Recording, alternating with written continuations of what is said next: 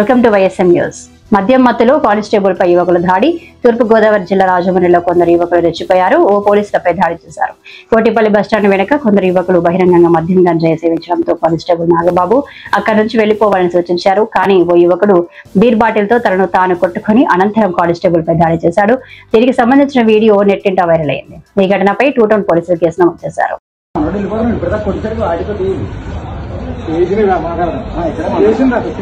Live evidence ఎంత తాగిస్తారా below government రాయండి లాటి వదులు లాటి వదులు రాయండి లాటి వదులు రాయండి లాటి వదులు అన్న లాటి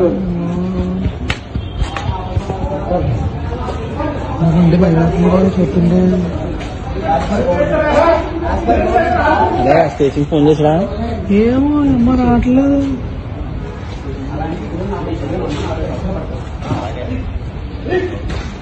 అయ్యి బాబోయ్.